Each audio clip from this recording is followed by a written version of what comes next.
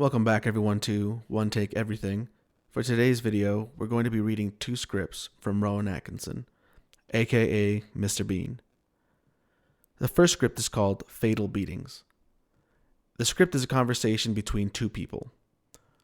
For this, I'm going to be doing both parts in one take. However, afterwards, I'm snipping them into one file to make it seem as close to one cohesive conversation as possible. The second script is called No One Called Jones. This is a conversation from the teacher to his students, with odd names. With that, I hope you like it. Let's get started. Well now, Mr. Perkins, it was good of you to come in. I realize that you are a very busy man, but I didn't think that this matter could be discussed over the electric telephone. No, absolutely, Headmaster. I mean, if Tommy's in some sort of trouble, then I'd like to nip it in the bud. Well, quite frankly, Tommy is in trouble. Recently, his behavior has left a great deal to be desired. Oh dear. He seems to take no interest in school life whatsoever. He refuses to muck in the sports fields, and it's been weeks since any master has received any written work from him. Boy. Quite frankly, Mr. Perkins, if he wasn't dead, I'd have him expelled. I beg your pardon? Yes, you heard me. Expelled. If I wasn't making allowances for the fact that your son is dead, he'd be out on his ear. He's dead?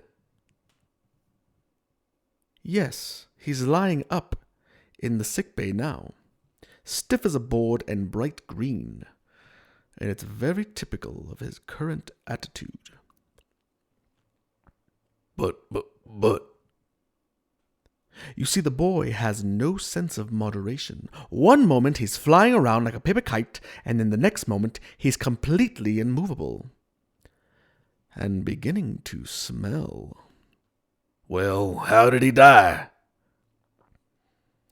Is that important? Yes, I think so. Well, it's all got to do with the library, you see.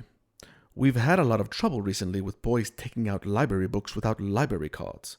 Your son was caught, and I administered a beating during which he died. But you'll be glad to know that the ringleader was caught, so I don't think we'll be having any more trouble with the library discipline. You see, the library card system... Wait.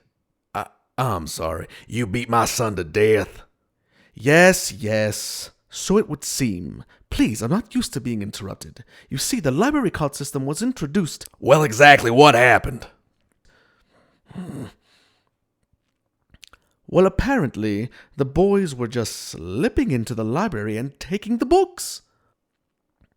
No, during the beating. Oh, that. Well, one moment he was bending over, and the next moment he was lying down. Dead? Deadish. Mr. Perkins, I find this rather morbid fascination with your son's death quite disturbing. What I am talking about is his attitude, and quite frankly, I can see where he gets it from. Well, did you have to beat him to death? Well, it was perfectly obvious to me the first day here, I fear. I wondered then, as I wonder now, if he hadn't turned out a very different boy, indeed, if you had administered a few fatal beatings early on. Are you insane? I'm furious! In order to accommodate the funeral, I've had to cancel afternoon school on Wednesday. This is preposterous. This is bullshit. Yes, it is. Or at least it would be, if it were true. What? I've been joking, Mr. Perkins. Pardon me. It's my strange academic sense of humor. I've been pulling your leg. Ah, thank God. Oh, thanks, sweet baby Jesus. I wouldn't cancel afternoon school to bury that little shit. And now our second script, No One Called Jones. Come on, settle down, please. Answer your names. Anus. Arse Bandit. Bottom. Clitoris. Where are you, clitoris? Doo-doo. Enema. Fist up. Come on, grow up, please. Genital. I'm sorry. Genital. Herpes. Still with us, I see. I'm a dick. I'm a dick. Enema, you know I'm a dick, don't you? Jaculation. My prick. Has anybody seen my prick? Come on, somebody must have seen my prick. Very well. Remind me to beat my prick a bit later. Nice and quick. On top. Pube. Ah, my prick. Nice of you to turn up. Yes. Well, now that you are here, my prick, perhaps you'd like to find a seat. Bottom. Squeeze my prick in there somewhere, will you? Rigid. A Russian exchange student sucked me off. Tight fit, up your vulva, your prick, and zipper. Zipper absent.